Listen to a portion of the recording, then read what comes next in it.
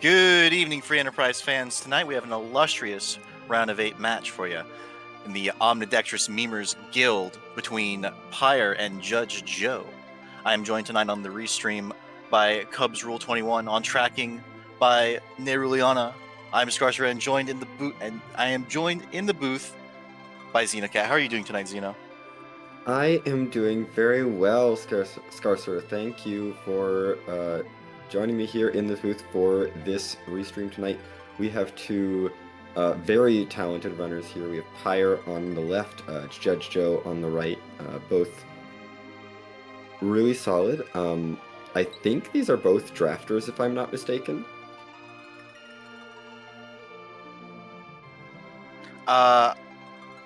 Maybe? I want to say they're both drafters. I may be wrong. I know Joe was a drafter. Yes. I I'm believe... checking now. Thank you for doing the research that I am too lazy to do. But yeah, we have two very, very solid runners on our restream tonight. It looks like Joe is showing us that we do have a Porum start. That will be interesting. She is considered the better white mage for this flag set because she learns exit. Unlike some people. Exit. And I just checked. Pyre was also a drafter. Great. So these are two runners who won one of our qualifying asyncs, then drafted their quadrant or their little octant of the bracket, managed to win out of their octant of the bracket, and are now facing each other in this round of 8. But we should be getting started pretty soon. Our objectives, really quick to go over, always the same. We have to forage, we have to break the spell with the Twin Harp, we defeat the boss of Lower Babel, complete Kid Bahamut, open the Troya Treasury with the Earth Crystal, defeat the Fabul Gauntlet wherever it may be, and drop the Magma Key into the well as our standard objectives. Scarcer, what's our other really big perk of this flag set? Well, the wacky Omnidextrous flag is on, it's live, it's hot. Everyone can equip every weapon, every armor, in any weapon slot or any armor slot. It is wonderful. It definitely is. The majority of this flag set, if you took that Omnidextrous off, would look terrible. But Omnidextrous makes everything so much nicer, and it does look like we are off. We get a twin start. And the Darkness Crystal. You know, that's a loaded kit, is it not? Yeah, that looked like a very good kit. I think that was a loaded kit. That does look right. So yeah, we got two twins and a darkness. This means our runners will already have access to another character check on the Lunar Dais for free. They have full access to the moon right now. Technically, we could see a complete Cape Bahamut. It would be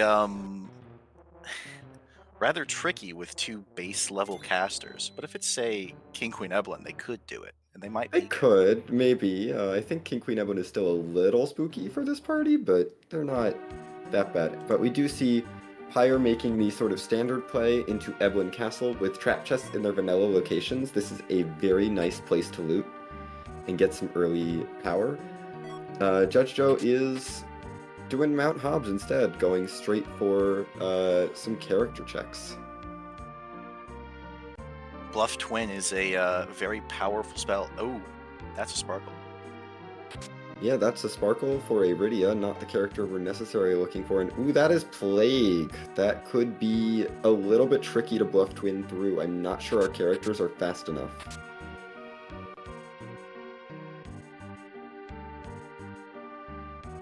Yeah. Oh, okay, that was a very good roll. We are fine.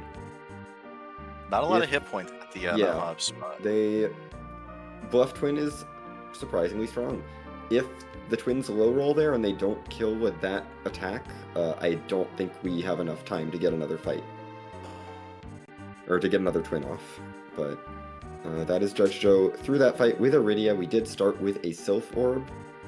So that's also just a nice little bonus. Sylph, really great normally when it's a really good source of early game damage for Rydia. Doesn't cost MP due to a glitch. Not as good in this flag set where everyone can equip everything and all you need is one decently strong character dual wielding powerful weapons that you're not supposed to dual wield, and you get all your damage that way. I mean, you can really have any character. They don't need to be decently strong. The gear is really the strength. This is true. It helps if they're not a mage. It does help. It's a little quicker when it's, say, Edge or Kane. Even Rosa, compared to this group. Rosa's actually got some decent stats compared to Palom, Porum, and Rydia.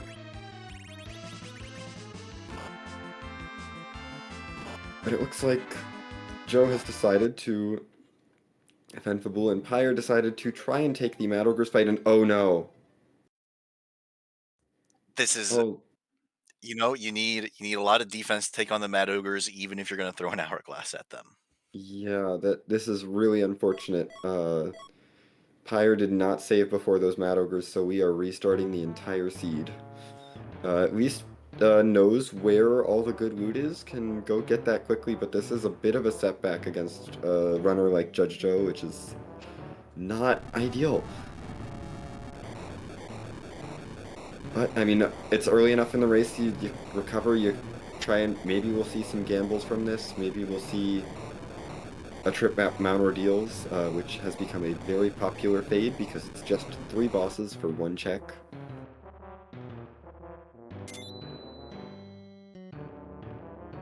Well, any one of those bosses could be our FF4FE Gauntlet. Yeah, the Pyre is by no means out of this, but we do see Judgejoe getting through Demist at the FF4FE defense. Sadly, not a bonus round on this flag set. It's just a Demist, being annoying. The FF4FE defense is one of the least annoying spots for that. You know, less than 2,000 HP, you can usually get it in 1 round. Yep, and that is our underground access with the hook, so we're 5 minutes in, seed's wide open.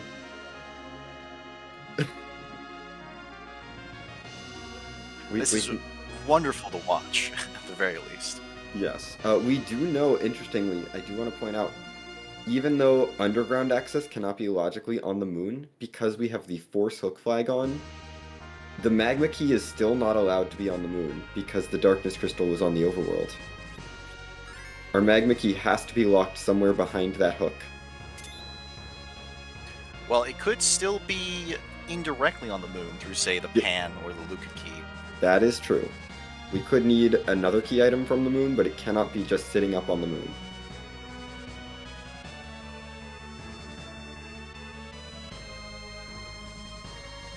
And it looks like Joe is headed to Troya to get our free item, as Pyre is going to go check the Lunar Dais character.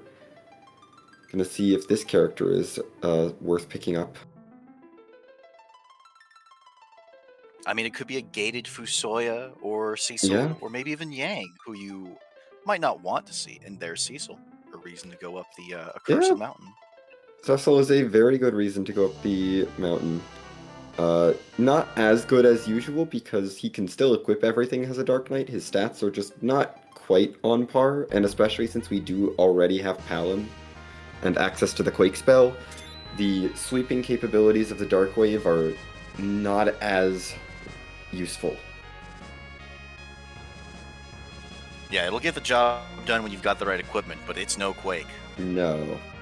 Definitely not. We do see Joe climbing up the Tower of Zot to take on the Flame Dog chest. We do have key items in our trap chests on this flag set, so we will need to take on all of these trap chests. Just to see if they have our progression. May as well take on our Flame Dog. We can get in here even though we don't have the Earth Crystal yet. So, nice easy check. We probably won't see the Tower of Zot. It is not a common check because it takes so long, and just a pink tail. That could be nice. That could be pivotal. Yeah. But it's most likely Artemis. Oh yeah, it's probably Artemis Eros. Maybe if the runners are lucky, it's a white shirt. white shirt is still a fantastic item. And with everyone able to equip it, that's some really good defense. It is especially very in the solid defense. It makes you immune to any undead enemies, which is nice, but I think most of our runners would rather have something like an Avenger or a Crystal Sword or an Excal from that. Anyhow, Judgejoe is something headed... that'll make the next checks faster. Yep, Judgejoe is headed down to Iron Cave, going to be picking up some loot here as well, just to boost things up. Ooh, we got Charm and Lilith. That's basically a Stardust Rod on Palin.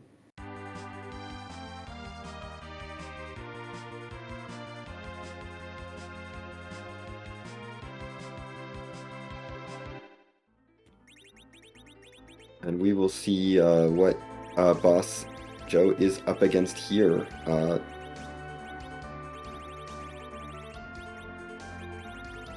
Baron guards. Not bad here.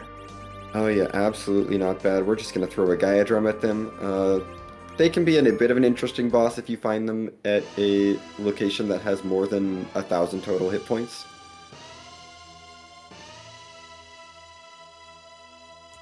And you mentioned it earlier, there's that Luca key. We can do something with that once we get underground, but for now that is just going to sit in our inventory. Oh, and the starter kit had exits in it. That is really nice. It is extraordinarily nice. Exits, hourglasses, lots of goodies. Yeah, oh my goodness, this is a really wonderful starter kit. Our runners are going to be able to use those exits to get out of anything that they want to until Porum gets the exit spell. Or if, we do Ordeal, Cecil can learn the exit spell. I'm just saying.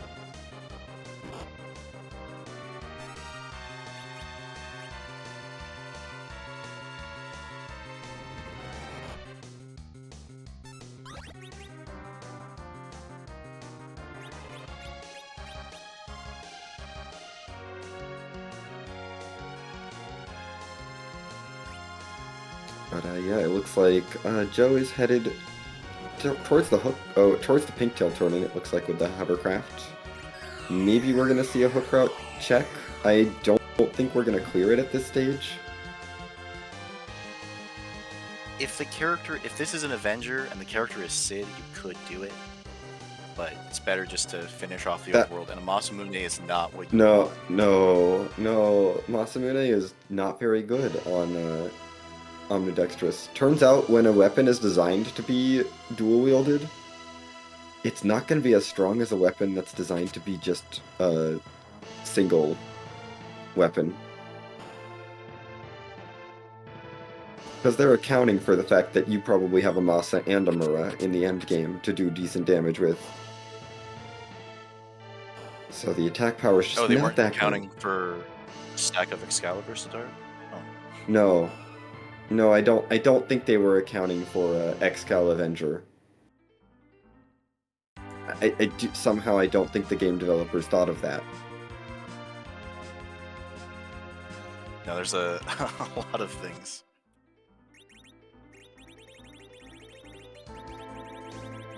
Yep, well, we do see Pyre setting up for the Mount Hobbs check, going to go maybe pick up that Rydia. Judgejoe is setting up for Baron Inn to get another character, hopefully, that we have not seen yet, and that is not a character because that's a duplicate Palin. So sad. And there's King Queen Evelyn, which means that that's a couple free bosses out of the pool for early Cave Bahamut. Yeah, somehow I don't think early Cave Bahamut was going to happen this seed.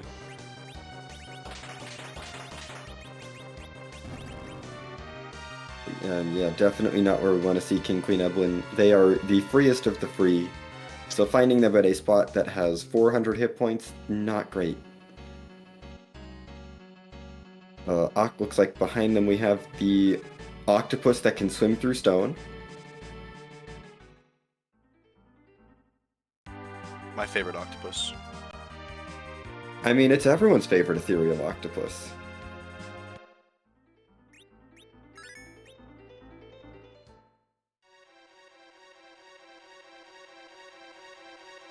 This is my headcanon at least, is that Octomam is an ethereal octopus, and that's why it can travel through any substance, and also why it's resistant to holy.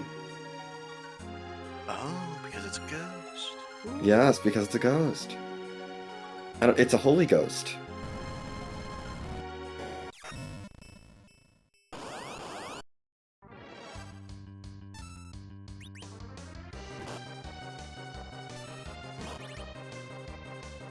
And there's the pan, which means only one key item on the moon could hold the magma key. Yeah, apparently we're finding all of the things that unlock more checks underground or just on the overworld. This is fine. So at this point, Joe has only a couple things left on the overworld. It is down to just the Mount Ordeal's climb, which he has not seen that Cecil, so has no reason to prioritize that, and this Eblin Castle. We did see Pyre. Eblin Castle is definitely the more valuable of the two. Yes, we did see Pyre come in here earlier for the boxes that are not trapped, to get the loot out of those. There are 3 boxes that are guarded by monsters, so those ones can contain progression.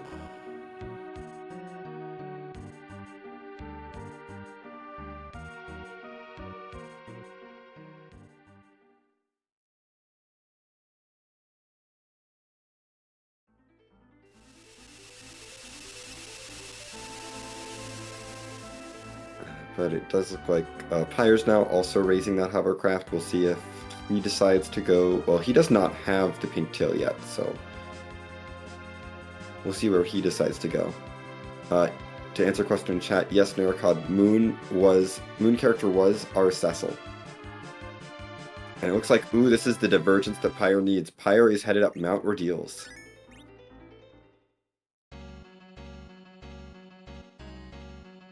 And ideally, there would only be one objective up here, because if there was 2, it would drive Joe to come up here anyways.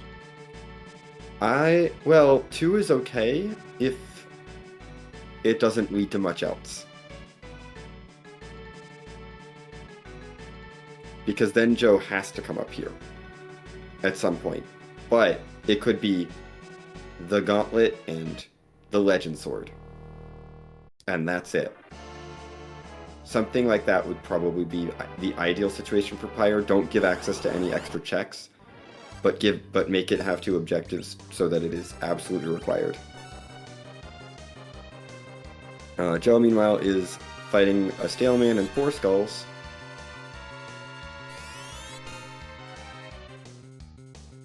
Well, it looks like someone forgot to randomize the seed a little bit. That looks awfully vanilla. I think you're supposed to have Tela there instead of Rydia. Oh, you're right. Sorry. No, this is a randomizer. Yeah, that's a really strange napping Tela sprite. It must be using a sprite hack. I'll have to ask Pyre where he got his sprite hack. That'd be really funny to run through the game with. This is Rydia. Yeah, I'm also very concerned about some of these animations for the vanilla game, but well, it's fine. Definitely we're playing the vanilla game here. As Mylon calls out, "Oh, my body."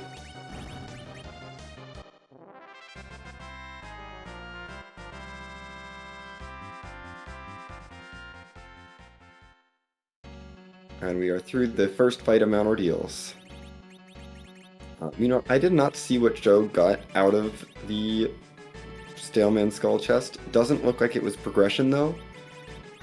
We have moved on to the Black Cat Lamia chest now.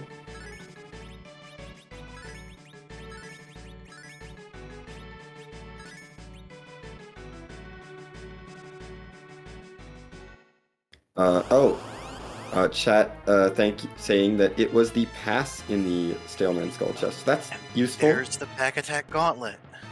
Oh my gosh. I mean, this is very slow. This is gonna take a while. But this is an objective. We got the objective we needed.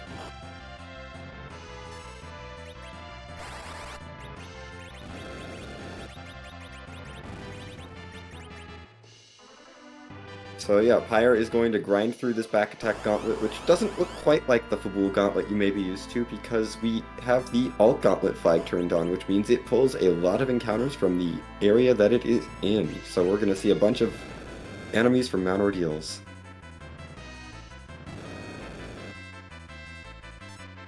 Meanwhile, I think I saw some sort of sword out of the Black Cat Lamia chest, definitely not progression.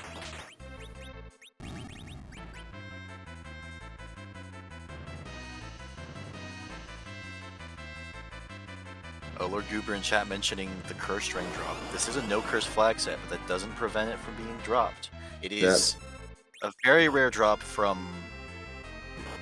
Do you remember which enemies actually I dropped don't the curse remember ring? which enemies exactly. I think it's the souls and the spirits, I want to say, that it drops from. Or maybe the skeletons. I don't remember exactly. It's some of these undead things here. And that Mad Ogre's chest is just a crystal ring. So that was a pass from Eblin is nice, but that's about it. And Joe is not satisfied with that, with going down the hook route, is going to follow Pyre up Mount Ordeals. This is actually the play he needs to make.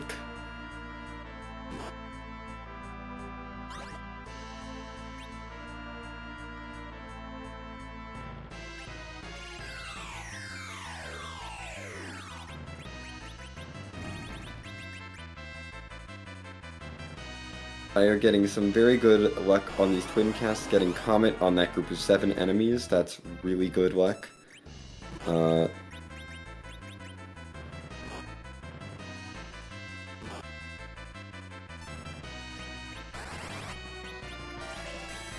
We're going to throw the virus at the last group, and this should be Pyre through this gauntlet as Joe gets started on the Vanilla Mylon and Friends.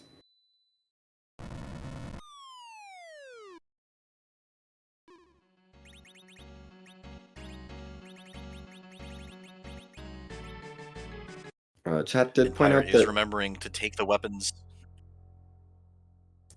Yep. Oh yes, Pyre. Pyre is remembering. Go ahead.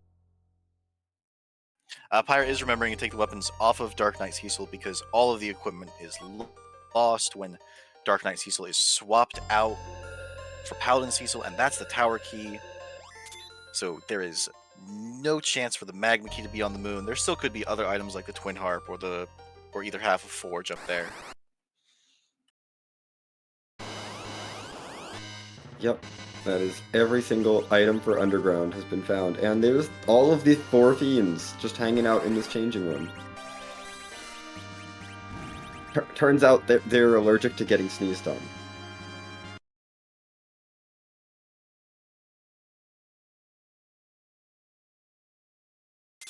But we do have to keep that tower key. That does open up another check in the Underground, plus turning Cecil into a Paladin. Generally pretty useful here. Now it is worth pointing out, Judgejoe is going to get through this a little bit faster with that Earth Hammer in hand. Can just use that as an item to cast Quake. So Pyre is very much on a clock. To catch up, does have to get through, I believe, the Baron Inn plus... Oh gosh. Baron Inn, Fabul Defense, and... No, not Fabul Defense. Baron Inn and all of the trap chests. That's what it is. Well, Baron Inn gave the pan, right? Yes. Baron Inn for the pan. Flame Dog is just the pink tail, so that's not a huge deal, and Eblin is just the pass. Looks like Pyre is going Pass for... is pretty useful. Yes. Useful, but not necessarily worth the time investment. I believe the experience makes getting the pass out of here very much It's, worth the time. yes, the experience is, worth the trip. By itself, for just time, probably not.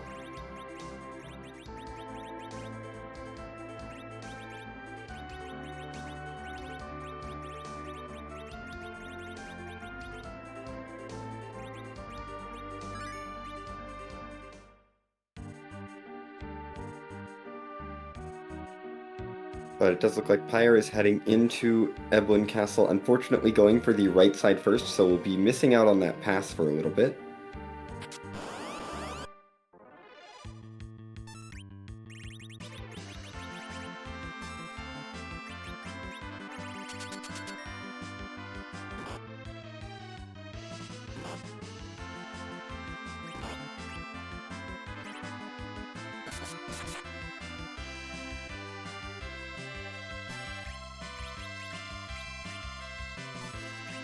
But should be able to get through this fight with no problem. Yeah, the hourglasses from the starting kit make these a breeze. Oh yeah, those hourglasses were really helpful for this Eblin Castle. Because Cecil's great, but we need to get some gear on him so he can actually do some damage. I think right now he's doing Blitzwhip Power Staff, which is not bad. It's not great. No, there's some good stats. Probably is. There's a Masamune, which is probably better over the Blitz Whip for now. Yeah. Oh, that's what that sword was. Okay. So Eblin was past Masamune and Crystal Ring.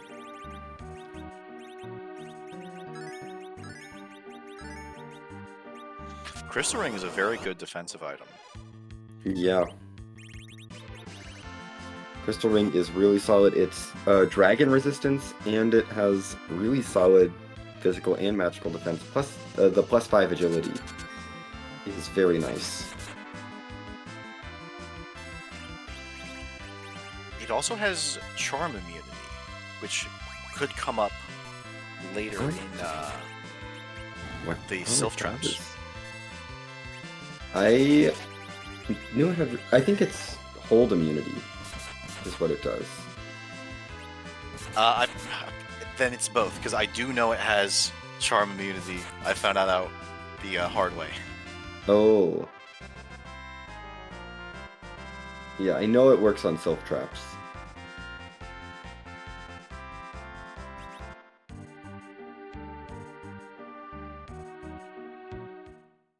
But that is Pyre through those two chests, has one more chest in Eblin, but is leaving.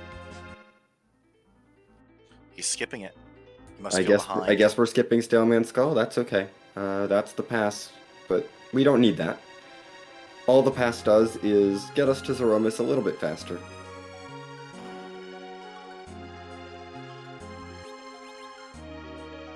And yeah, we're gonna head into Eblin Cave to potentially go down this hook route, as Joe is going to raise the whale, head up to the moon, probably check the character at least. We may see some moon stuff though. Did he get to Quake on Palom? I don't know. If he got to Quake on Palom, he might do the hairdryer chest. Yeah, maybe. The moon this early is very tough just because all of the enemies up there are very high level, it being, you know, the final dungeon of the game and all that. But it's not impossible. And there's no key items gating anything on the moon. Once you have the access to once you have the darkness crystal and you have access to the moon, everything on the moon is completely available, so you won't have to worry about any backtracking. Unless you decide to skip checks.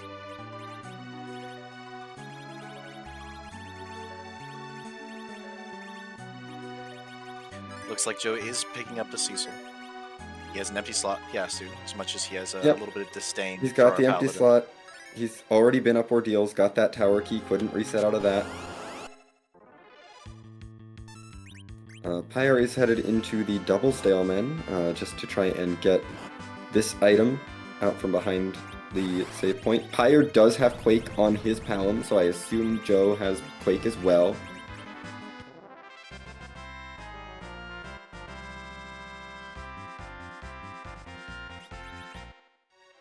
And we get a ninja shirt. Yay! Not a key item, but a wonderful piece of defensive gear. And oh boy, It's everyone's favorite character on this flag set. Well, it's my favorite restricted character because it's so funny that he's restricted for the opposite reason that you usually restrict a character in flag set creation. Yes, usually when we are making flag sets, we restrict characters because they're too good and we don't want you to have them too early. Yang is restricted in this flag set because he doesn't actually get any of the bonuses from any of the weapons that he now can equip. Because his damage formula doesn't know to do that.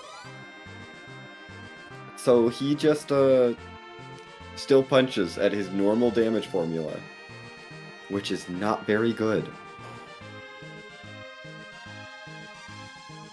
So he is restricted to prevent you from getting overwhelmed with very bad characters early on. He can be serviceable when he gets levels, but as of this point in the seed, he's not gonna do a whole lot. He's likely just going to be a new anchor so that Rydia can contribute damage-wise. I would certainly not be surprised. We do see Joe is headed into the Red Giant's chest, which is... This is very early to be fighting this. Chocobo! Oh my goodness. He's going for the summon counter. I mean, they do counter with Explode. If you didn't care about having characters alive, you could just cast a summon on it, let it explode. That gets you through the fight. One of your characters goes down, it's not the end of the world. Just an elixir out of the Mad Ogres in this hook route, so no progression from that chest as well. At this point, Pyre is just going to be headed straight down to our two bosses that are guarding our underground access.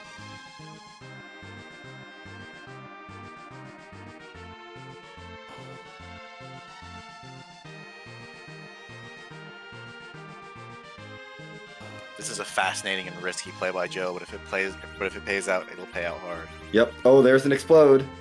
One of them is gone. Rydia takes 9,999 damage, but that's okay. Nothing a life potion can't fix.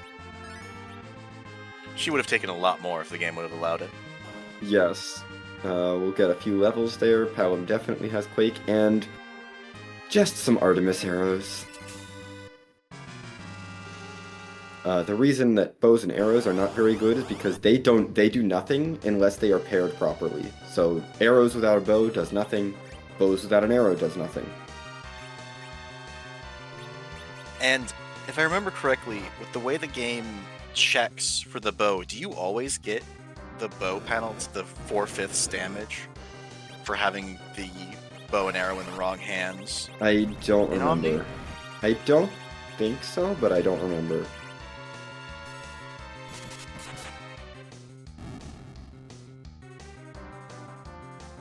I think you probably don't, but it just doesn't compare to having two actual weapons that can add their stats together.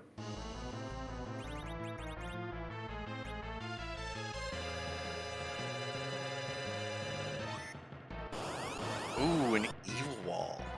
Yeah, we did see Evil Wall here. Mega Sisters were at the first spot, not a bad place to see them. Evil Wall at Rubicon, it can be quite nasty.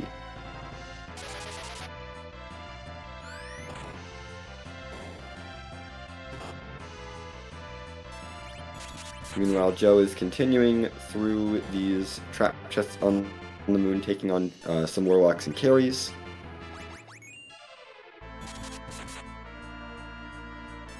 These lunar trap chests are a great source of levels and a great source of high-powered items. However, due to the algorithm that is used to fill the trap chests in the lunar subterrane, or the trap chests in general, the lunar subterrane trap chests have the lowest chance of having any key items in them. Because the way it works, to get a little technical for a second, the way it works is it takes 2 trap chests in each dungeon, adds them to the pool. Then it has a 50% chance per dungeon, rolls separately, to add another chest. Once it's done that, it takes another 50% chance to add the next chest, and so on until it adds all of the chests. So chest for chest, the lunar subterrane is not very good because you're gonna see 2, maybe 3 of the chests in the pool eligible to have key items in them, and there are 9 chests in that dungeon.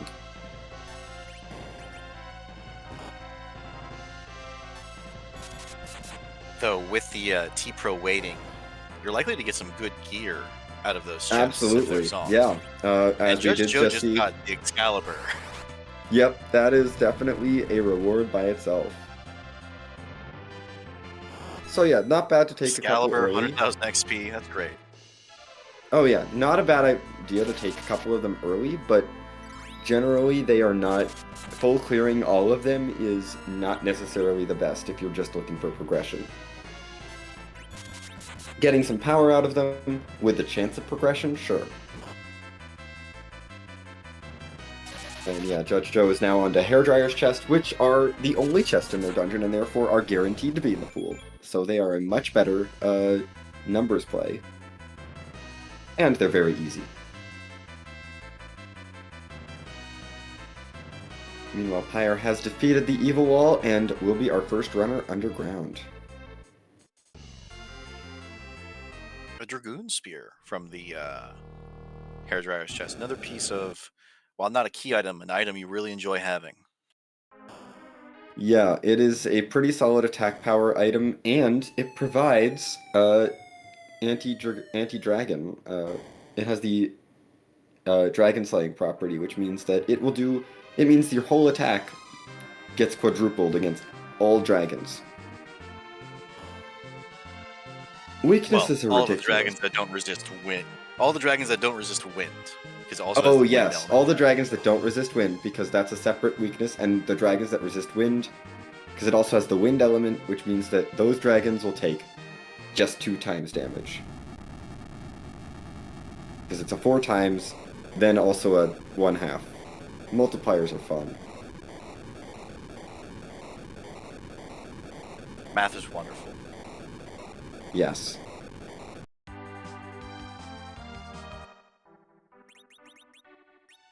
But I think the only dragons that resist wind are blue dragons, and we shouldn't see too many of those. Yeah, in this flag set, you normally see exactly one. Yes, there's one in one of the trap chests in the moon. Every other dragon we can easily slay with that Dragoon Lance. It does look like Judgejoe is looting out the giant, I guess wants the boxes here. The trap chests are not in random locations, so we do know where the trap chests are, theoretically. The loot in the giant is weighted better than even, Eblin Castle, so if you're coming here early, it is a good idea to loot it out. That is fair. It can be very solid. But we are gearing up to take on the last arm. Meanwhile, Pyre, with the tower key in hand, is going into the tower. This makes a lot of sense. There's 4 chests and 2 main checks here. Just a Murasame out of the first box. Not super exciting. It's like a Masa, but worse. Well, the -5 agility on the Mura is useful, as well as the +5 wisdom. That is true. -5 agility is great for anchoring specifically, which is what Pyre is doing by knocking Rydia down and keeping her from getting levels. She is going to stay very slow. Everyone's speed is determined by a proportion to the middle character speed. But the devs put a really low floor on that, so... or a really low cap on how fast everyone can go relative to the middle character. So at this point, everyone is already going as fast as possible.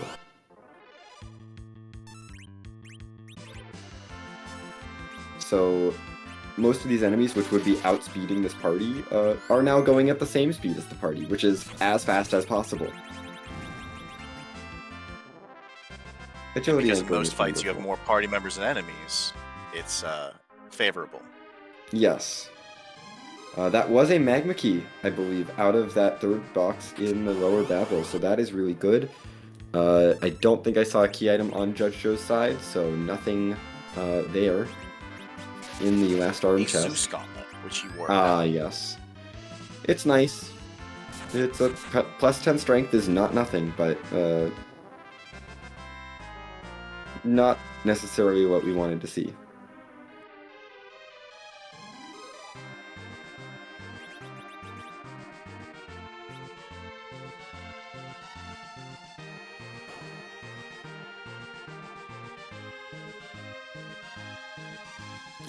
Yeah, Pyre continuing up the tower, just tearing through this lower Babel.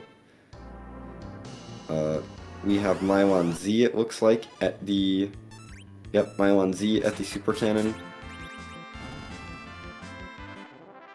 And Joe is now going to be following down this hook route. I will say, Joe's hook route is looking to be much quicker than Pyre's, just due to those levels that he got on the moon.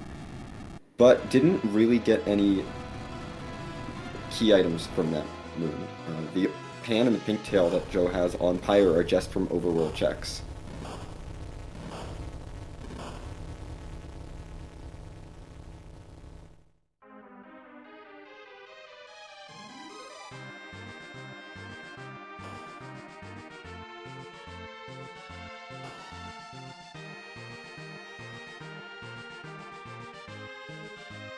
I do believe it is Dark Knight Cecil at the top of this tower that Pyre's about to go and fight. A free fight, especially here with the waves don't do a ton of damage here, do they? Not tons. They hurt. Not super painful. Cecil might have enough HP to just tank this. Yeah, if that were still a Dark Knight. Dark Knight would concerned, not, but... no. But Paladin Cecil probably has the HP pool to tank this. Oh, definitely. Young might even have enough HP to tank this.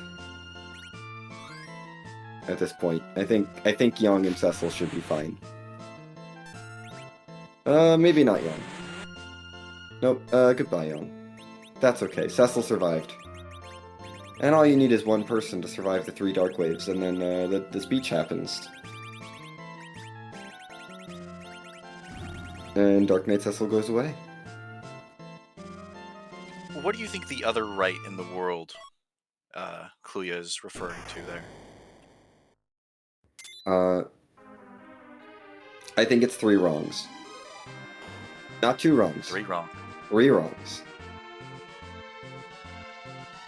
You know, I thought it was compassion, but you're probably onto something there. Yeah. Everyone knows that 2 wrongs don't make a right. But 3 wrongs? It's like 3 lefts make a right. 3 wrongs make a right. It makes sense.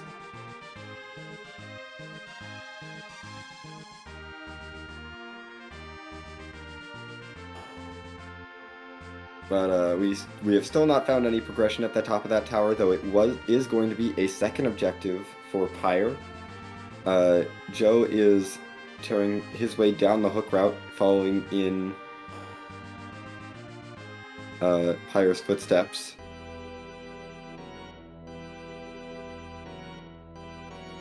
Though is up many levels. And that all-important, that pan, which does lead to just 1 check, but that check could be very useful. And our super prize for blowing up the super cannon is... more explosives.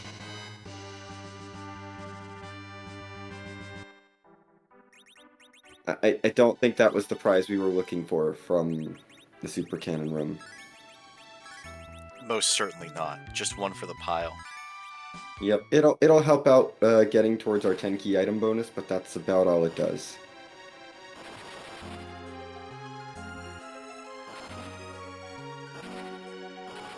Pyre is now heading down to the Feymarch. There's a couple of checks down here. One in the Warrior's chest, which is a very valuable trap chest, being the only one in its area. And there is a free key item in the Rat Tail chest to get Our down beloved here. Feymarch freebie. Yes.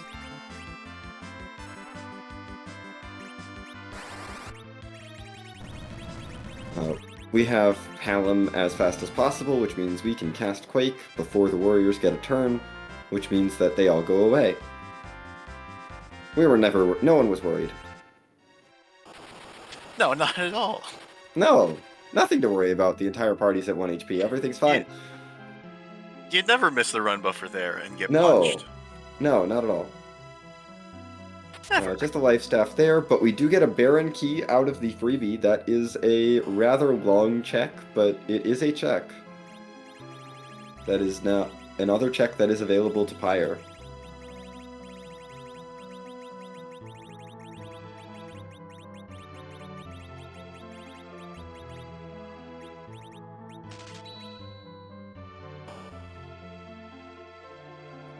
Looks like we are going to do a little bit of shopping in here. There is no need to check the bosses at this point. We've already defeated the Fabul Gauntlet, so we're not looking for any bosses down here. And yeah, Pyre is out.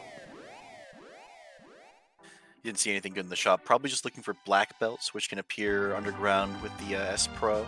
Black belts are very nice in this flag set. They are definitely a great source of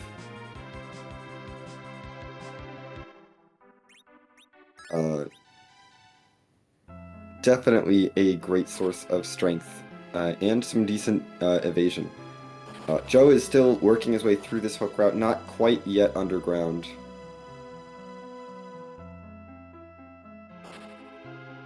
But definitely making good progress through it. Has already been through the Magus Sisters, now onto this evil wall. Well, Pyre is headed to the other place where having a very fast Quake caster is good, the Sylph Cave.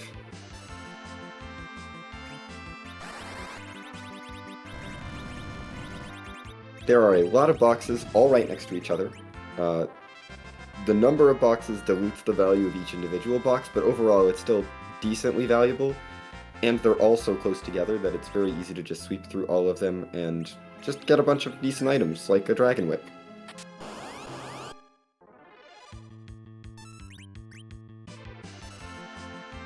And the Dragon Whip, lacking the wind element, does hit every dragon for quadruple. Yes. So, it's got some decent stats on it as well. The Dragoon Lance does not have any stat bonuses. It's great. So Dragon Whip is really wonderful. Because we can only add up our attack power to 255. Excalibur. Yeah, oh yeah, Dragon Whip is a great secondary weapon for that reason. Because our stats do max out at 99, but our attack power maxes out at 255. You cannot take it higher. All you can do is add more multipliers from strength. At least we haven't found a glitch that lets us do it. No, we have not. I don't think the game can handle it. There was a Bahamut summon. Unfortunately, Rydia is taking a nap. So I don't think Pyre is going to be using that Bahamut summon. Joe might actually take that Bahamut summon since Joe's using Myong as his anchor. Interesting, technical thing on Pyre side. I didn't know that a run buffer could let you Quake the double mobile with only 6 actors. All right. Oh yeah, no, it can let you do that. We did get a Twin Harp out of one of these boxes, so that's a very nice item. That will be required for our Break the Dark Elf spell objective, and otherwise not a whole lot. Protect Ring is nice, I guess, for elemental resistance if we want that. But we also have Dragoon Shield, although Dragoon Shield takes up a valuable arm slot, and I believe that was the spoon in the last chest. That was. So, there's the instant max, 255 attack power. Yep. Equip your dragon. All it has is 255 attack power, no stats at all. So you don't want to pair it with a weapon that has a bunch of attack power on it, but doesn't give a lot of stats, because Spoon is already maxing you out. All you care about on your offhand for the Spoon is how much strength and agility can you get on your weapon, or if you can get an element. We're also going to go through and take care of the Toad Lady. Pyre is up to 9 key items, having done a lot of these trap chests very quickly. Just a Ninja Star there, don't really care about that. You can equip Ninja Stars on the Omnidextrous flag set, and they do count as a ranged weapon.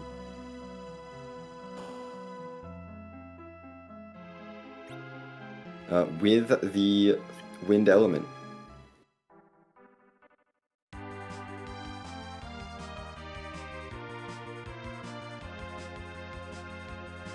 just an interesting little fact about things we can equip. And they're pretty solid. 80 attack power on the Ninja Stars are not bad. But Pyre is done in the underground. Carry the early game. Yes, Pyre is done on the in the underground for now. Headed back to the overworld. Joe has picked up the magma key. Yeah, Pyre's gonna go ahead quickly, turn in that magma key, get rid of that. We don't need it taking up an inventory slot anymore.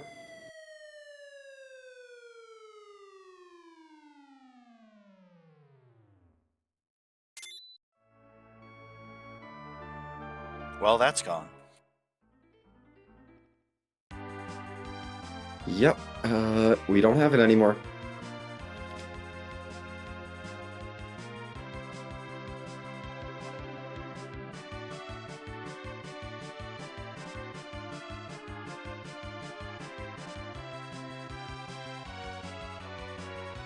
Off Pyre goes to Troya to probably go give us some music.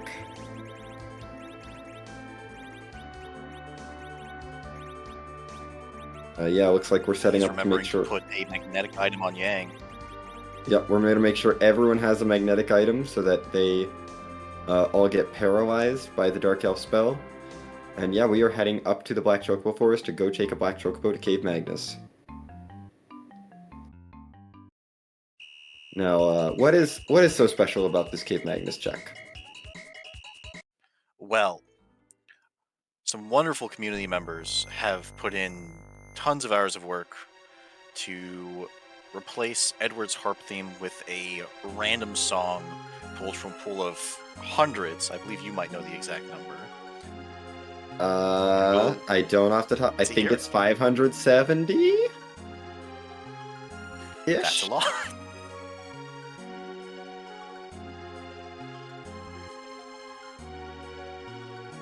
Yeah, 570-ish. That's what I'll say.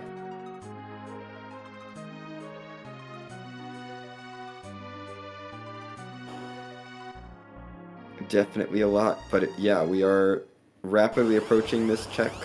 It pulls from it. We're only going to get to listen to one of those songs tonight. But it is always fun to see which one we're getting to listen to. As Edward, we go through this cutscene. We were all magnetized on Pyre's side, so the fight is just over immediately. And Edward is getting ready to play us our mystery tune.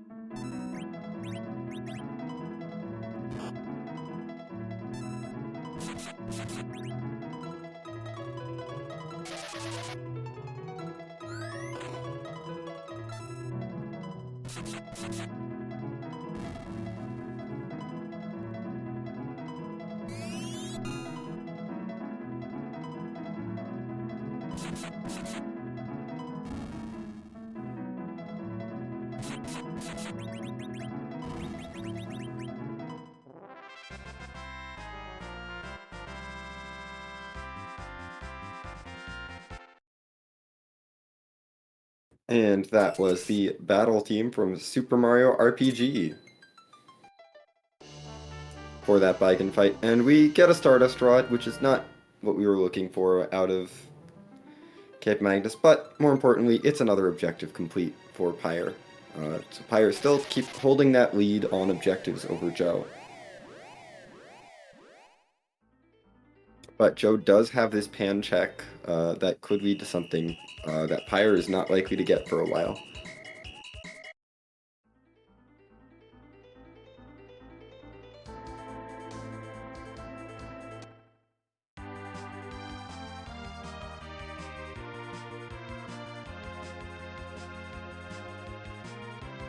It appears that Joe is taking the sort of normal routing of the underground of clearing out everything that Quake allows you to clear out.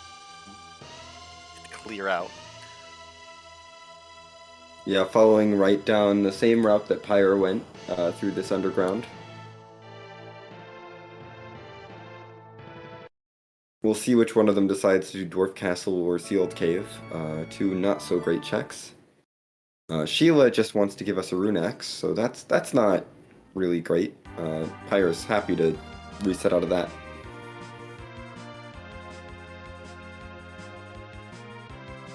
Here's Joe going to Luca. If there's nothing here, it only takes a couple minutes to check. And if there's something Yeah. here, well, it's something. You gotta warp it out.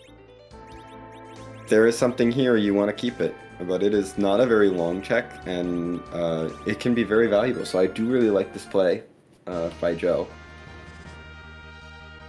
Some bosses here can be quite frightening. D-Lunars would be troubling, but with the bonus XP Joe has from his moon play, he should be fine. Yeah, I don't foresee Joe having too many issues at this spot, as Pyre is going to go start doing some stuff that Joe did up on the giant. Yeah, our Twin Harp is in the back of Sylph Cave, so pretty well hidden for Joe. Joe's going to have to work his way back there.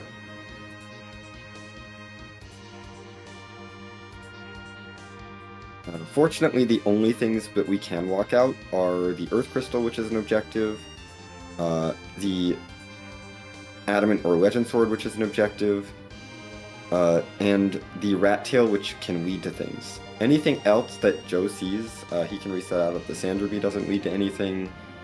There's no other key items out there that are mystery value other than that Rat Tail. And Joe sees the Sand Ruby and says, no thank you.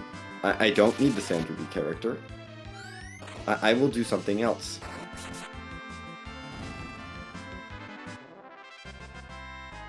Namely, I will go to Sylph Cave.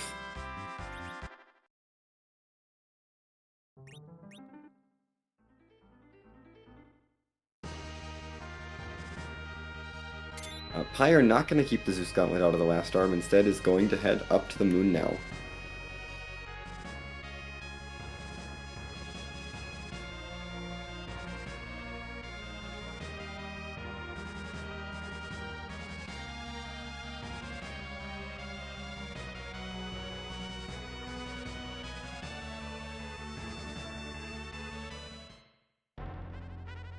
We'll see where Pyre goes.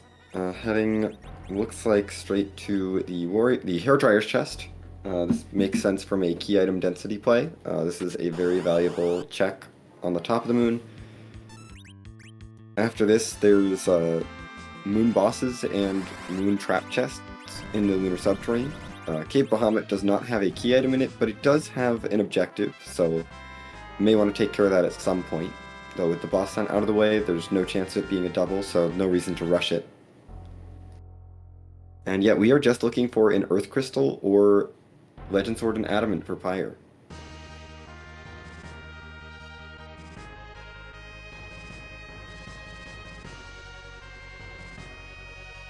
It's still anybody's race, especially if Pyre skips over what Joe's already cleared and goes straight for the moon altars, which are, statistically more likely to have progression than the trap chests. Yes. But also consider Joe still has to go through the rest of the Sylph Treasury and get that Twin Harp and then go follow that Twin Harp. That is going to take some time, and that'll be plenty of time for Pyre, I think, to get back to sort of even out this experience bonus that Joe has, and maybe even push past it and get some extra checks done. So it really does come down to where this Earth Crystal is, most likely, or where both halves of Forge are. It looks like Pyre is going maybe straight for the altar, might take this chest. Yeah, okay, we're going to take the Warlock Carry chest. This is an Excal, which is really nice for Pyre.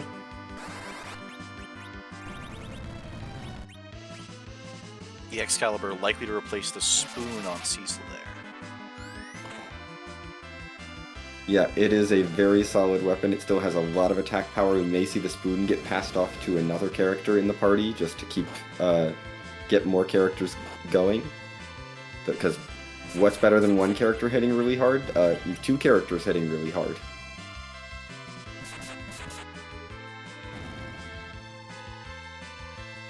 But Joe did find that Twin Harp. That does put Joe now at 10 key items for the rest of this Sylph Cave. So Joe's getting lots of experience, and we get the spoon out of this chest. Definitely going to keep that. Joe's cleaning up his inventory a little bit. And that was the last chest in Sylph other than the Toad Ladies, which don't have a lot of base experience to double. Yeah, we see that Excal replacing the spoon on Cecil. The extra strength is more valuable.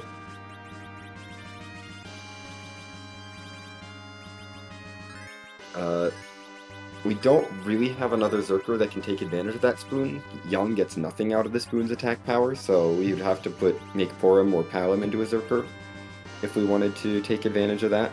And I don't think Pyre is willing to do that at this point. But Joe is getting doubled experience at this point from every single fight, which is going to help out in terms of keeping him ahead on levels. But Pyre has found Kainazo. That's rude. Yeah, this is a really fun fight to find here up on the moon. Kainazo has a lot of health. Kainazo's wave is based on his own health. When Kainazo has a lot of health, it hurts. I believe it's 4% of his current hit points. 4% with a 1 to 1.5 times multiplier that gets added. That maxes out at 255. So, can be up to 6% in some places, can be, I think at these higher HP spots, doesn't hit 6% because it just doesn't get that high.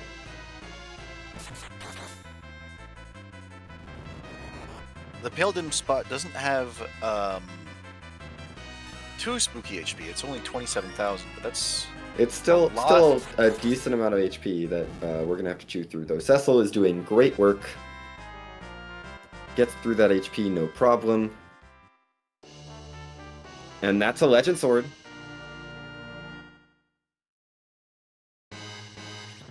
So that is one half of our forge. Pyre is now Adamant or Earth Crystal away from Go mode. And we'll see what Judgejoe is getting for this pan. That's just a white spear, so no value from that pan. Pyre is safe for now. Which means if Pyre never goes back for the Baron in check, he saved a little bit of time. Yeah. I imagine Pyre will do Baron in before doing Baron Castle if it comes to that. Although I'm not sure we'll see Baron Castle. It would take a lot to get our runners to do Baron Castle at this point in the seed.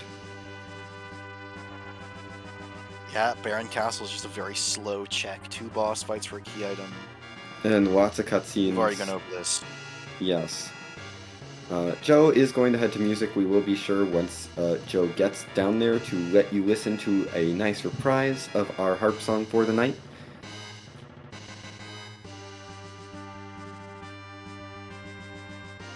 The Pan Bonk with the Sylphs is not a key item check on this flag set.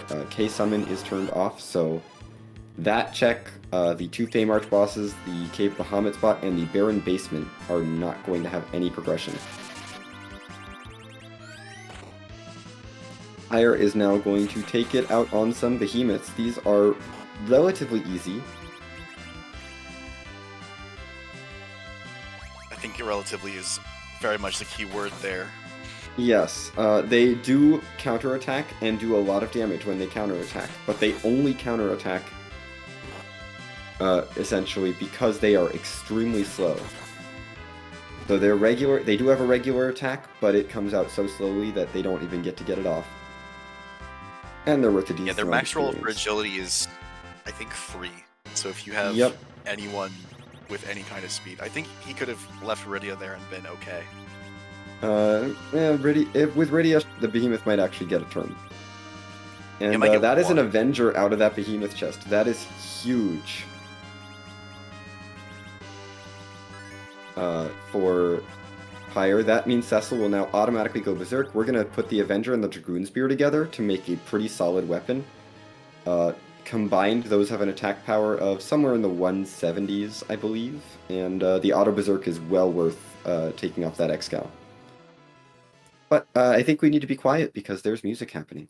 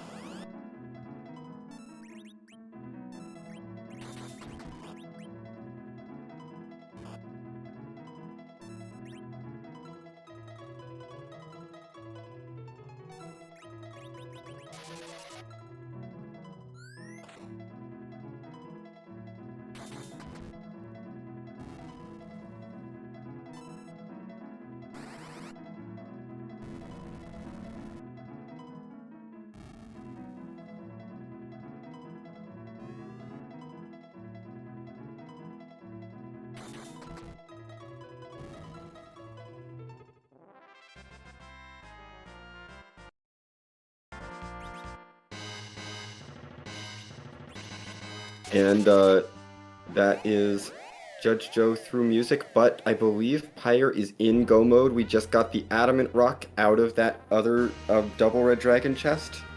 So Pyre just has to forge and then we'll be off to Zeromus.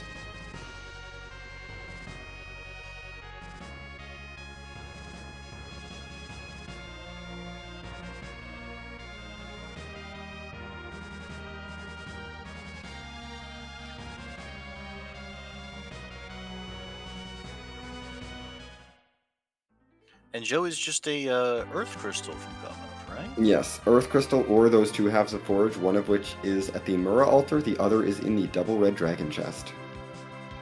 We have not seen the Earth Crystal. It could be deeper in the lunar subterrane. It could be at Dwarf Castle. It could be in Baron Castle. It could be... Yeah, I think that's actually about it.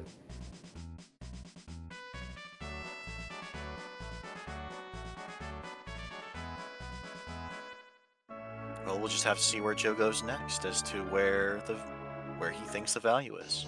Yep. We get a Tiger Claw for Yang, or anyone, but probably for Yang, as our forge item. Tiger Claw does not have any attack power on it, so it's not really a great weapon. It doesn't have any strength on it either. It's got it's agility got and agility. willpower. It's got agility. That's not nothing.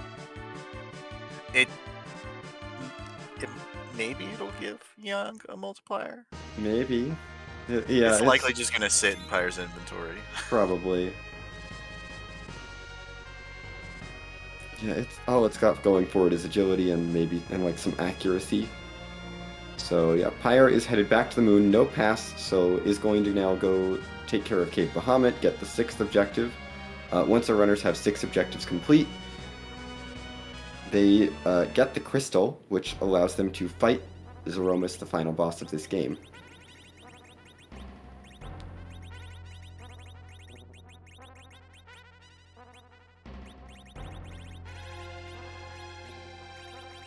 It looks like Palom is going to be geared up to be a secondary Zerker in this fight. I think Pyre's set up with Excalvenger and then Spoon Dragoon.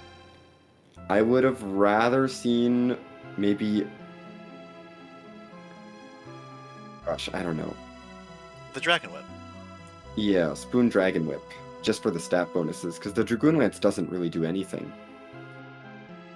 Does a whole lot of nothing. with this Yeah, move. it gives it the air element and the dragon and the anti-dragon damage, but you can get the anti-dragon damage off of the dragon whip anyway, and the wind element doesn't really matter, and especially since this is water hag and Cecil's just going to go burr. Yeah, this would have been a wonderful fake out if either of our runners had faded Cave Block or faded Mount Ordeals. Unfortunately, they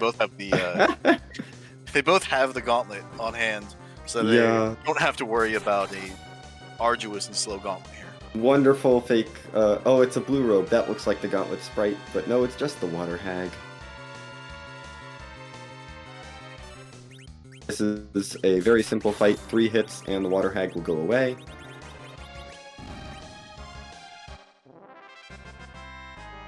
And that is officially go mode for Pyre. Pyre will have the crystal very shortly and will be on his way down the lunar subterrane. And that's a heroine robe? That's probably the only one in the seed. Probably. That's so amazing, though. It's very nice. Heroine robes are the best piece of gear on this flag set. It is plus 15 strength, plus 15 agility, plus 15 vitality. Minus 15 to wisdom and will, but we care about strength and agility. Strength for hitting harder, and agility for going faster, and also hitting harder a little bit. Yeah.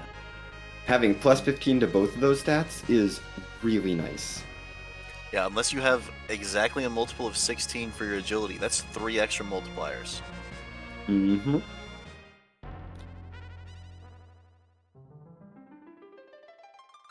Yeah, that is huge for getting out extra damage in this final fight. We will probably see that go on someone before the Zeromus fight, I would think.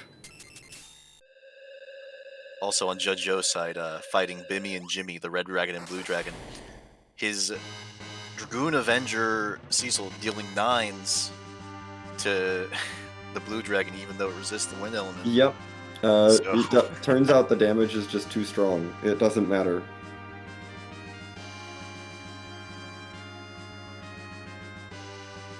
But it appears Joe has skipped the Murasame altar, which holds the, that is unfortunate for for Joe, unless Joe pulls an Earth Crystal out of one of the next couple of chests. And even then, Pyre's already through Cave Bahamut.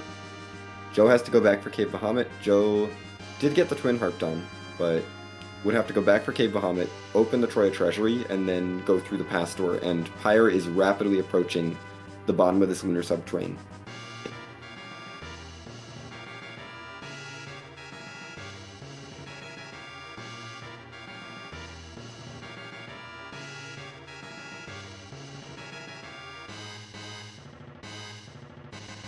Just a Bahamut orb from that behemoth. Yeah, we don't need another Bahamut orb. We've got enough Bahamut orbs. And it looks like Joe is moving on to probably the double red dragon to we'll get his the adamant rock. That's nice, but it's not gonna be go mode right just yet. We are throwing that heroine robe onto Cecil on Pyre's side, make Cecil even stronger.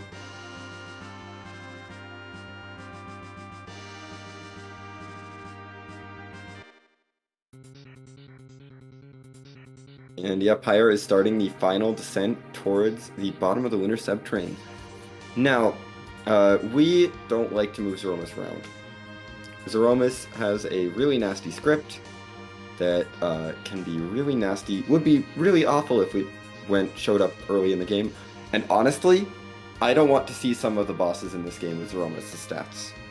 I just don't. I don't want to see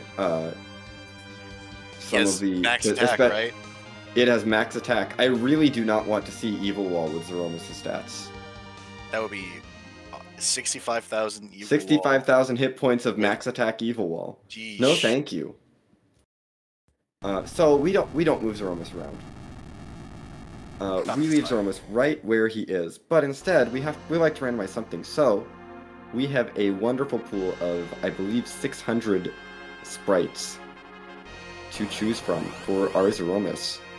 And so there is a question that, I do see some flags now. There is a question we like to ask in this community. Scarcer, would you like to do the honors? Whose butt are we going to kick tonight? And does it have a hat? Yes. Mostly whose butt, but we have a few other questions that people like to ask as well. There are too many questions. But we are about to see our Zeromus tonight is Sephiroth. Of course, it's always Sephiroth. We hit the 1%. For those the uninitiated, of the entire pool, there are approximately 1% of the pool is Sephiroth.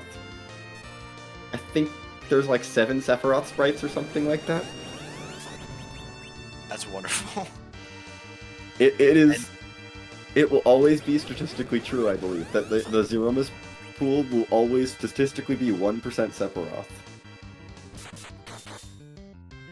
And what isn't wonderful is the exact damage range Pyre has for damage. Looks like he's in that 8 to 10k range, which is ideal for getting Big Bang into medium, the wombo combo.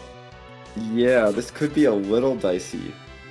We had a pretty high roll there on Cecil, so we might be okay. There's our Big Bang. We should be fine here. Rydia is going to take a nap. I don't know. Yeah, no one else is fine. Everyone else is fine.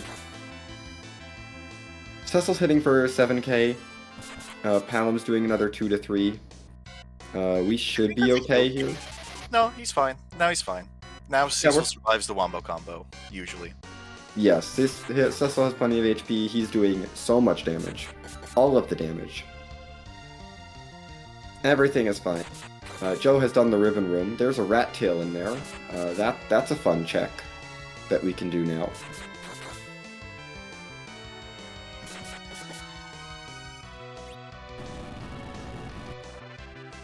Is now moving on to the White Spear altar.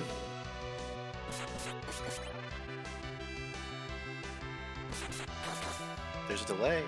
And hey, it's Luge. Wonderful. Pyre is going to go ahead and go for the nerf on this Big Bang. Just make sure that this Big Bang doesn't wipe out the party by using the crystal to trigger a counter nuke. This sets Zeromus' magic to the magic stat of the nuke, rather than the magic stat that he usually uses for the Big Bang, which is significantly lower. It's about half. Yep, almost exactly. You get 4 multipliers for the nuke, 8 or 9 on a Big Bang, but that is a crumble for Pyre's Sephiroth. That is GG's to Pyre, finishing this race in first place with an official time of 1 hour 15 minutes and 38 seconds. Beautifully run. Yeah. Really well done, starting off these series with a win.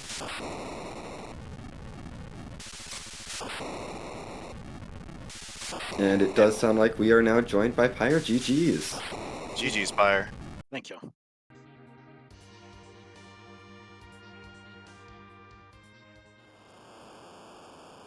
So, I want to start with probably the elephant in the room, which fortunately did not affect the outcome of this race, but that unfortunate reset. Yeah, I got a little too uppity, and the game put me in my place. I mean, at least we learned. Yep, we did learn. We learned. I'll probably do it again now. You only missed out on the pass. It's fine. It's fine. Yeah, just a few minutes. Yeah. Not even longer. So. The Few fades. minutes that you didn't need. Yeah, no, it's fine. The fades you took ended up working out really well this seed. You faded a pink tail and a pan in the rest of that overworld, and a pass, but none of those items mattered. Yeah, I figured after that oopsie, I would have to get real lucky. So I decided to try to fade everything I could since we started with a Palom. I figured I could rip through the chests and stuff in the underworld, and we started with darkness. So my plan was, after getting underground and getting the tower key for more deals, to do that first, and then go through the simple checks, and then up to the moon, skipping everything else. Yeah, and that plan ended up working out for you really well. You didn't even have to finish out the moon. Yeah. I never got to see where Earth Crystal was, so I'm hoping I get to see it on the Yeah, reel this we time. still don't know here in the booth. Yeah, because I forgot to take a look. But yeah, I was surprised. As soon as I got fairly lucky on the moon, I figured I had a chance, but I figured I was playing from behind for obvious reasons. Yeah, it was actually interesting because Joe ended up clearing out a couple of trap chests on the moon early. So you ended up being ahead going down the hook route by a decent margin. Because Joe did not find anything in those trap chests. Oh, gotcha. Yeah, I figured if there was a Dragon Whip or Dragoon Spear, he would have probably went up and took the Dragon Yeah, I chest, think so he had a I was Dragon worried. Whip, Oh, and he took Red Giants and Warlock Carry at the top of the moon, plus Hair Dryers and Last Storm before going underground. ah. With the And Dragon Whip, I'm surprised he didn't go down and do the dragons. yeah, no, he did not, and uh, is now revisiting the moon, and unfortunately skipped out on that Mura altar. I don't think he had a Dragon Whip going up to the moon Maybe initially. not. I don't know. Because the only Dragon Whip I saw was from the Poison Treasury. Oh, okay. Then maybe we didn't. I don't know. Ah, I missed the Earth Crystal on the reel again. Oh, it's got to be around there somewhere. It's somewhere, Yeah. I am sure. So, how does it feel to be already 1-0 in this series? Really lucky. That's what it feels like, essentially. No, I think I just lucked out on this one. Not sure if I entirely deserve it, but I'll take it. You know, it takes skill to leverage that luck. You earned your victory here. Yeah. But I will Absolutely. take it for sure, especially against Joe.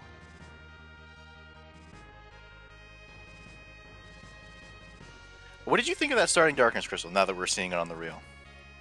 Um, that's always a little bit of a worry for me because on the Omnidextrous spike set, I tend to not want to go up there because that's quite a long time, and you can typically get a decent amount of power right away, so you don't really need the character. And with the Palamporum start, I really didn't think I needed it, but after the unfortunate wipe, I went up there just to see if I could pull something to help me speed things up. And if it was something with, like, say, a foo with that could get stone or something real quick, I'd probably go try to stone some moon chests. But since it just ended up being DKC, just wanted to run up ordeals quickly, which I was planning to do anyway, so it didn't really matter. But he was really nice, especially with his HP pool. Yeah, that Cecil came in real handy. And we did just see where the Earth Crystal is on the log, and it's in Baron Castle. Ooh, we had access to that for quite some time. Yeah, but no one wants to do that. Nope. I do not No, want to do that. no, that's a really bad check. Unfortunately, that's where you gotta go if you're gonna skip the Mura altar. Into the Baron with no hope of Gauntlet in there because he already found it. No. Yeah, this seed was something. Yeah, it certainly was. It really didn't have too much power right off the bat either. A couple of decent weapons, but that's about it. No real good defensive gear. Yeah, there was nothing really until nothing really early on at all that we saw. It was a lot of kind of struggling. And then suddenly, here's your Excal on the moon, here's your Avenger on the moon, here's your Dragoon Lance in the Hairdryer's chest, your Dragon Whip out of Sylph Cave, The and your moon Spoon always out of Sylph provides Cave. something. Yep.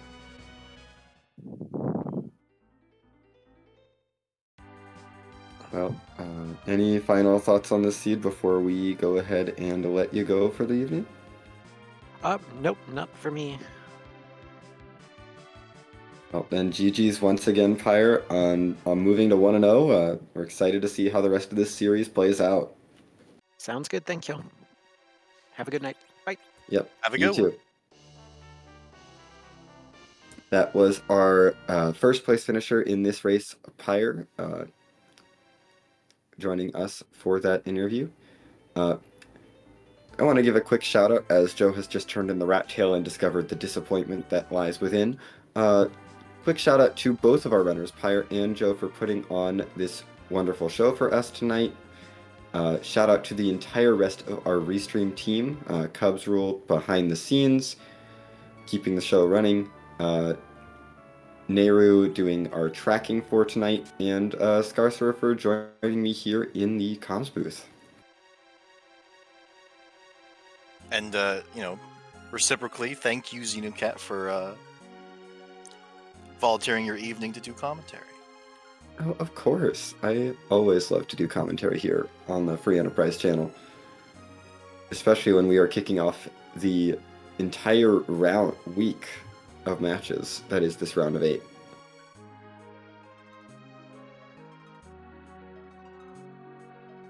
And now Joe is in Baron Castle, about to, unbeknownst to him, find his go mode. Yeah, Joe is really running out of checks at this point. I think the only thing Joe left on the entire moon is the Murasame altar.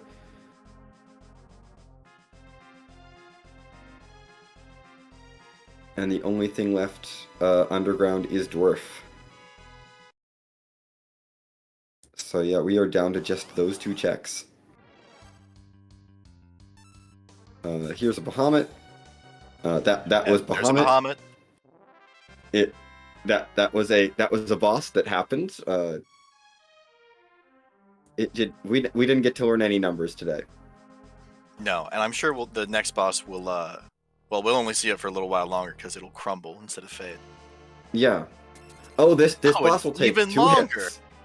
This boss takes 2 hits. Wow. A very stubborn boss here, always. Yes, Dark Elf doesn't like to get one shot. It has to do its little phase transition. So you need to hit it twice. Even if your first hit would have done all the damage you needed.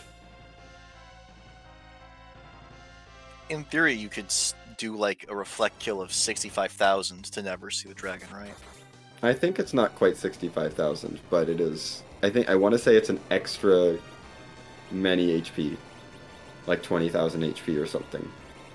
Usually enough that you just will smack it anyways. Too much. You would have to do a lot of extra reflected damage to not see the Dark Dragon. It is faster to just do the 2 hits. And oh hey look, it's Cecil again.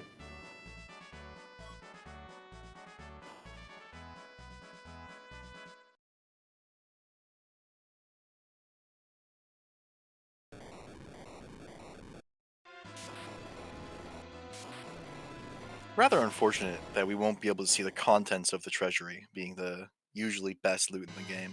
Yeah, Joe doesn't view it. unfortunately, I don't think Joe is going to be opening up the treasury at this point in the seed, being that he will be about to go to Zeromus when he gets the treasury open.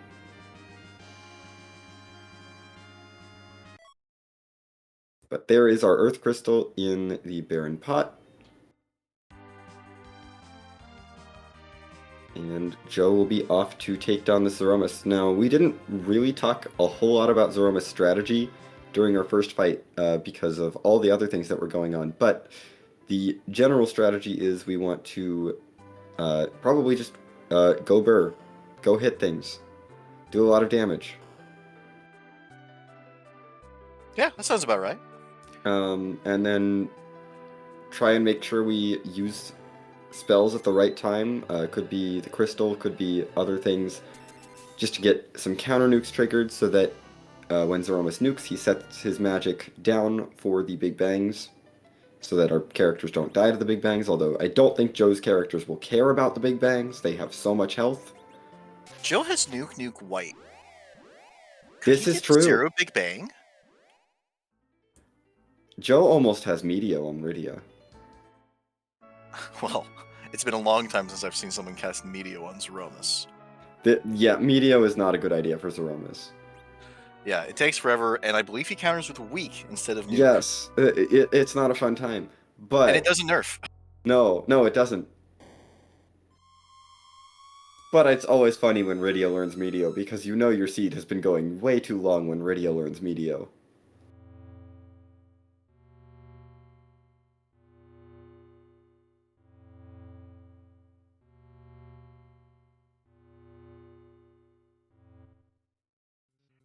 But Joe is heading into this Zeromus fight. We should see a very quick fight here. We are at even higher levels than Pyre had coming into this fight. This party is stronger than we would want them, than we would need them to be for a Z fight where everyone can only equip the things that they're supposed to equip in the slots they're supposed to equip them in. Yeah, this is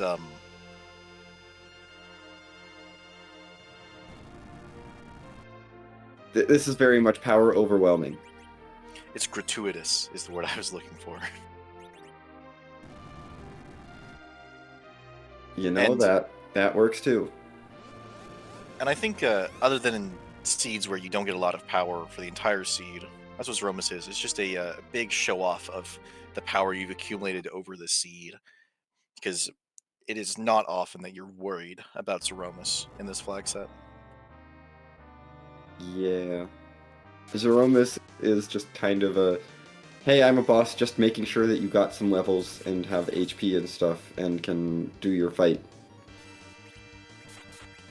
You did great. And yeah, Joe is busting out the nukes for this fight. We're gonna do a I'm little here bit for of, it. Yeah, we're gonna do some hybrid, because we may as well. I mean, Palom's got a bunch of wisdom boosting gear. Palom's doing 9ers. I'd be surprised if it's not. Yep, there's some 9s. Forum's doing 4,000 damage. Cecil's doing 7,000 damage. Rydia is also going to cast a nuke. I'm not sure this is quite enough for Zero Big Bang, but it'll be close. Yeah, I don't think it's going to be enough, but it is definitely getting close. It's going to be a lot of damage here. Rydia is not doing 9s.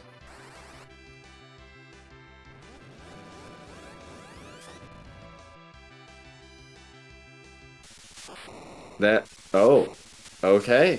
That's Wow! no big bangs. That's No done. big We're bang. done. Direct nuke kill. We're just done. Wonderfully That's GG's. executed. Yeah, that was a really, really, really quick Zeromus fight. My goodness. I think that was only that was wonderful. Yeah. Just goes to show how good these runners are. And we are joined by Judge Joe, if that ding in my ear is correct. GG's, Joe. Thanks. It was definitely a fun seed. It did give me everything I kind of want. A twin star, early darkness, moon access available. Not much on the moon. Yeah. An Excalibur? Yay. And a heroin robe that I Yeah. can get an hour And there was a later. Dragoon Lance. Yeah. If I had that earlier, I maybe go and do some more shenanigans, but Well, it was in the hair dryers. yes. I did it. I did the 2 upper traps, Faded Murasame, because no anchoring, got the Dragoon Spear last arm, then went underground, fading the water hag with the heroin rope. Yeah, it was just kind of an unfortunate little situation with that. I mean, to be fair, the heroin rope, I believe, getting that earlier saves me approximately 0 seconds. Yeah, I mean that's fair. Because underground, it saves me a tiny bit of time on the evil wall. But Yeah, besides and that, then you're underground just is quaking. Quake and DKC and Quake, and then yeah, maybe it saves a little bit of time on a behemoth here or there, but Yeah, I suppose you're right. It wouldn't have really saved a ton of time to do that early. but it was just kind of unfortunate the way it worked out, where you did the top of the moon for early, and then skip Mura, which entirely reasonably at your point in the seed. No, K-Nozzle would not have been fun.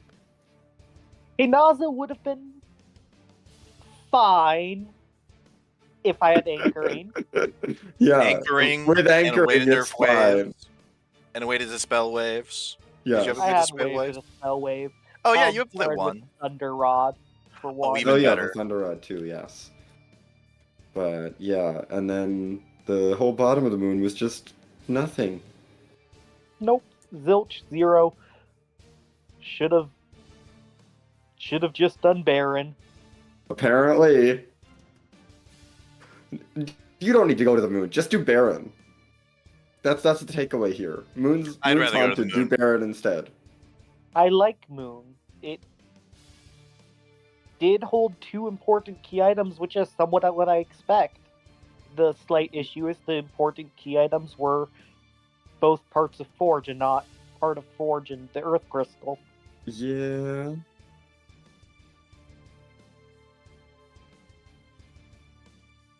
I had fun with twins. Twin is always a good time. That is true. Twin is real fun. Also, it was excellent seeing you get the 0 Big Bang there. I wasn't sure your damage range was enough. I have 2 nuke casters. It's always enough. I have 2 nuke casters, an Avenger user, a secondary Zerker. It's incredibly more than enough. I could have, instead of veiling, just taken counter nukes and had a 4th nuke available instead of only 3. Yeah. I mean, it all worked out. Yep. No, when you clear the moon, get level 58, you're gonna be fine usually. Yeah. Yeah, I was joking. Riddy is almost at Meteo. If no, that's still like 100,000 XP away. So Yeah. because there was one fight that it was just, I believe, the twins who got the XP, but that's not too. Oh levels. yeah, but it wouldn't have been enough for that. Yeah. The red giants, I think. Yep. Did Rydia get XP when you did the Warlock carry? I think Oh, yeah. so. Yeah. Okay. I think it was just the red 100,000. giants. Hourglass. Yeah, I think Rydia only missed out really on the red giants experience, and that's not quite enough to get all the way No, up there. At the time, it was only like 30,000. Yeah. So, yeah. Well, we're gonna get Rydia to Meteo without a grind, but that's how it should be. Rydia is not meant to learn Meteo. But space rocks. Space rocks are for Palams. And Fusoya, and Tella if you know how to give him 10 extra MP. Yeah, there were some fun fights on the moon. Ooh, orbs. I have an Avenger user. Ooh, D-Lunars. I have an Avenger user. Murder. Yep. But nah, Hallam Rydia had more than enough AoE damage to just annihilate whatever was in their path. Yeah. It was just lots of fun. Big damage. Everyone go burr. Yep. So, GG's to Pyre. I'm definitely hoping we hit a game 3, and I'm just excited to see how this goes. Do you have any plans going into game 2? Yeah, play fun. We're here for it. Yeah. Any final thoughts or? Thank you guys for putting on the restream. I am almost certain I'm going to enjoy this. I hope I was able to satisfy with some of my expected shenanigans once you saw this art. Yes. And hope everyone has a good night. Yeah. Have a good night, Joe. that was our second place finisher, Judgejoe, who finished in a time of 1 hour, 30 minutes, and 20 seconds. We are going to be hanging out here for just a little bit because we are just 10 minutes away from our next restream beginning over on Free Enterprise 2. We will be sending you over in a bit to Coffee and Chocobos versus Possum. They are starting off their series in their corner of the bracket. And yeah, that will be doing it for us. We will give you some music to tide you over. My name has been Xenocat. I have been joined in the booth tonight by Scarcerer, Cubsroll on the restream, Nehru on the tracking. Our runners were Pyre and Judgejoe. Please give all those fine folks a follow. Join our Discord to stay up to date on our races. And with that, have a good night, folks. Make sure to give Xenocat a follow too.